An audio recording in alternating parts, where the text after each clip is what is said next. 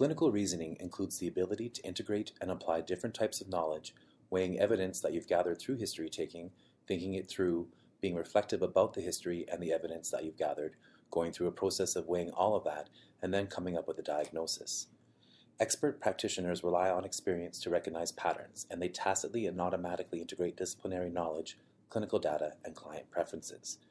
In contrast, novices do not have experts' prior experience to enable them to automatically integrate information, so they work through a series of distinct and explicit thinking steps in a more fixed pattern. Our thinking uses two systems: System 1, in which we rapidly recognize a pattern, and System 2, in which we have to intentionally force ourselves to work through a problem. System 1 is our blink. System 2 is our think. The elderly man before you is sweaty, pale, distressed, and clutching his fist over his chest, then rubbing his shoulder. A brief look at the ST segments on his cardiogram confirms the heart attack that you thought at first glance. This is our blink. As Dr. Pat Crosscarry, one of Canada's clinical thinking experts, says, System 1 is fast, frugal, nearly effortless, and often correct. But occasionally it fails, sometimes catastrophically. Predictably, it misses the patient who presents atypically or when the pattern is mistaken for something else. Your students often mistake things for something else. Their pattern recognition is embryonic. It takes a lot of time and a lot of mistakes to develop pattern recognition, especially the clinical elements of a particular pattern are not explained to us. It can be very difficult for learners to understand our pattern recognition, but that's okay, because we all use another type of clinical reasoning when we engage System 2, or think.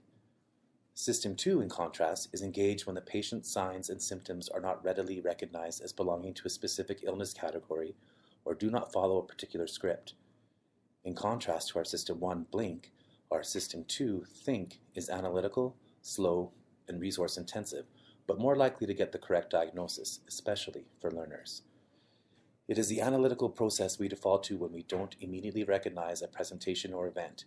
Each of our analytical processes will all be different based on our experiences, successes, and failures. We all start to build a differential diagnosis pretty quickly on reviewing a presenting complaint. The analytical process is the rationale behind how we rule in or rule out each of those differential diagnoses in our head. This is where you and your student will find common, fertile ground for learning. By intentionally unpacking what is going on in your System 1 thinking, you will develop deliberate reasoning in your learner. One teaching practice that develops clinical reasoning is the think aloud strategy. This can be done with our diagnostic reasoning, best with junior students, or with our therapeutic reasoning, better with advanced learners who need to make management plans. Here is how you can practice a think aloud with your student during a patient encounter. 1. Have a learner watch you during a full patient encounter where you are making a diagnosis. 2. Tell them what your hypotheses or diagnoses are as you think of them. What are the key features of each? 3. Unpack your clinical reasoning with your student. 1. Describe what you took as the pertinent positives and negatives. 2. Describe the irrelevant parts of the history. 3. Elaborate on why you chose to include or exclude physical exam maneuvers. And 4. Describe how the patient's context affected your diagnosis. The next step is to have your learner think aloud with you and a patient.